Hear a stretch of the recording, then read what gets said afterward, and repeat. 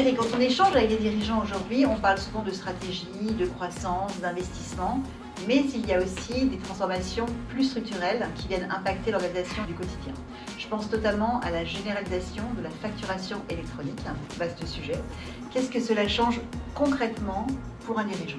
La réforme concerne toutes les entreprises assujetties à la TVA. À partir de septembre 2026, les factures ne seront plus échangées directement entre entreprises. Elles devront transiter par des plateformes agréées qui assureront la transmission et le contrôle des données. Les informations contenues dans les factures seront structurées et exploitables automatiquement. Concrètement, cela signifie que les entreprises devront s'équiper d'une plateforme de dématérialisation, adapter leur logiciel de facturation et s'assurer que leurs données sont correctement structurées.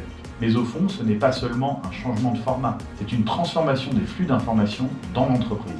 On pourrait se dire qu'il suffit d'installer une solution adaptée et que le sujet est réglé. Où se situe réellement l'enjeu pour un dirigeant ?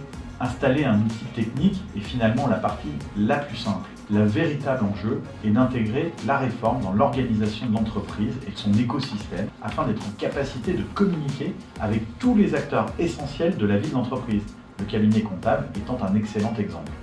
Concrètement, les entreprises doivent souvent revoir leur circuit de validation des factures, sécuriser la qualité des données transmises, adapter les processus entre les services. Parce que la facturation concerne plusieurs fonctions. La comptabilité, l'administration des ventes, les achats, la relation client et fournisseur. C'est pour cela que la facturation électronique doit être abordée comme un projet transversal de l'entreprise. Au-delà de l'organisation, cette réforme change aussi la manière dont les entreprises accèdent à leurs données. Est-ce que cela peut transformer la manière de piloter l'activité ?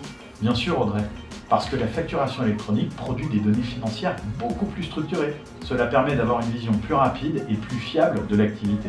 Concrètement, cela peut aider à suivre les flux de facturation, anticiper certains décalages de trésorerie, mieux piloter les délais de paiement. De la même manière, l'intégration des factures fournisseurs pourra se faire quotidiennement et donc permettre d'avoir une comptabilité à jour et plus utile aux dirigeants. Pour un dirigeant, cela signifie une information plus exploitable pour décider. Finalement, cette réforme peut aussi être l'occasion d'améliorer le fonctionnement global de l'entreprise. Bien sûr, Audrey. Plus on attend, plus l'intégration risque d'être brutale pour l'organisation. Anticiper permet au contraire d'installer la réforme progressivement, de faire monter les équipes en compétences et d'adapter le processus de manière plus sereine. Pour cela, il est souvent utile de structurer la démarche et de se faire accompagner afin d'intégrer la réforme efficacement dans l'organisation de l'entreprise.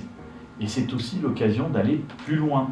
Bien préparée, la facturation électronique peut permettre d'améliorer la gestion de la trésorerie, de mieux maîtriser les délais de paiement ou encore d'améliorer la fiabilité des données. Autrement dit, il est possible de transformer une contrainte réglementaire en levier d'efficacité pour l'entreprise et dans un monde qui change, anticiper ces transformations permet de garder la maîtrise de son organisation.